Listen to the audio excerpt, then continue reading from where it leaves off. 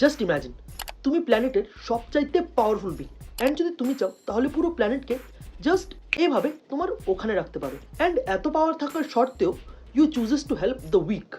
তাহলে তোমার ক্যারেক্টারের ম্যাগনিটিউড কতটা হবে?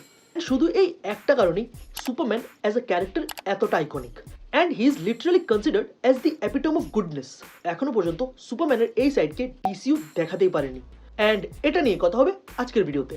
সুপারম্যানের সাথে আমরা অনেক আগে থেকে ফ্যামিলিয়ার, যেখানে ডিসি সিনেম্যাটিক ইউনিভার্সের আগেও আমরা সুপারম্যান অ্যান্ড জাস্টিস লিগকে কার্টুন নেটওয়ার্কে দেখে এসেছি। বাট সিনেম্যাটিক ইউনিভার্স বা সিনেম্যাটিক ইউনিভার্সের বাইরে সুপারম্যানের যতগুলো মুভি আছে, ইন জেনারেল ওইসব মুভিতেও আমরা ওই লেভেল অফ গ্রেটনেস দেখতেই পাই না যেটা আমরা অ্যানিমেটেড সিরিজে দেখে এসেছি। যেখানে ডিসি ইউতে আমরা সুপারম্যানের একটা more mature and dark side দেখতে পেয়েছিলাম, বাট ওইটারও প্রপার পে অফ ফ্যান্স কখনো পাইনি, আর এখন পাবেও না। এখন এই আইকনিক ক্যারেক্টারকে নিয়ে কাজ করছে জেমস গান। সুপারম্যান লেগেসি, যেটার নাম চেঞ্জ করে এখন সুপারম্যান করা হয়েছে, যার ফার্স্ট অ্যানাউন্সমেন্ট হয়েছিল অল স্টার সুপারম্যানের পোস্টার দিয়ে। অ্যান্ড কিছুদিন আগে সুপারম্যানের লোগো রিভিল করা হয়, যেটা ছিল কিংডম কাম স্টোরি লাইনের, যেখানে অল স্টার সুপারম্যান স্টোরি লাইনে সুপারম্যানের কাছে শুধু হাতে গোনা কিছু সময় থাকে। অ্যান্ড কিংডম কাম স্টোরি লাইনে তোমরা এটা বলতে পারো যে সুপারম্যান কাইন্ড অফ রিটায়ার ছিল। যে দুটো স্টোরি লাইনের উপর এখানে ফোকাস করা হচ্ছে, ওই দুটো স্টোরি লাইনই সুপারম্যানের জার্নির প্রায় কনক্লুডিং মোমেন্টস।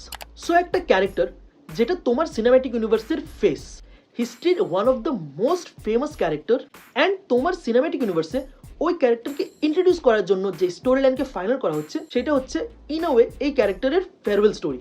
সো হিসাবটা এখানে ঠিক যাচ্ছে না, বাট হ্যাঁ, এখানে এটা মানতে হবে যে both the stories are iconic. And যদিও ডিসিইউতে সুপারম্যানকে এতটা এক্সপ্লোর করা হয়নি, but still over the period of time মুভিজের দিকে তাকালে আমরা কিছু এমন সিনস দেখতে পাই যেটা থেকে আমাদের একটা ছোট্ট ধারণা তো হয়েই যাবে যে সুপারম্যান অ্যাজ এ ক্যারেক্টার কতটা আইকনিক। যেমন সুপারম্যান রিটার্নস মুভিতে সুপারম্যান আউটার স্পেস থেকে আর্থকে অবজার্ভ করে, অ্যান্ড সাথে আর্থের কোথায় কি হচ্ছে সেটাকে শুনতে পাই। 1978-এর সুপারম্যান মুভিতে লুইস লেনকে বাঁচানোর জন্য সুপার স্পিডে আর্থের অরবিটের অপোজিট ডিরেকশনে ঘুরে আর্থের টাইমকে পিছিয়ে দেওয়া। ব্যাটম্যান ভার্সেস সুপারম্যান মুভিতে সবাইকে বাঁচানোর জন্য ডুমসডের কাছে নিজেকে স্যাক্রিফাইস করে দেওয়া।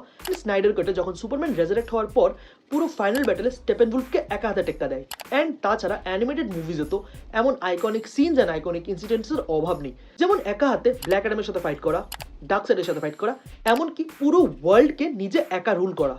সো ডিসিইউতে সুপারম্যানের ইন্ট্রোডাকশন ভালো ছিল, বাট এরপর তো সুপারম্যানের নাম নিয়ে শুধু জোকই করা হয়েছে। বাট এখন ডিসিইউতে সুপারম্যানের ফেথ নিয়ে তোমাদের কি ধারণা, সেটা কমেন্ট করতে পারো। যদি ভিডিও ভালো লাগে তাহলে like and share this video with your super friend. And কেউ যদি এই চ্যানেলে নিউ হয়ে থাকো তাহলে এই ভিডিওগুলো চেক আউট করতে পারো। আর super hero, anime and pop culture related এমন ভিডিও চাইলে অবশ্যই সাবস্ক্রাইব করো। দেখা হচ্ছে পর ভিডিওতে। Till then, be safe, happy,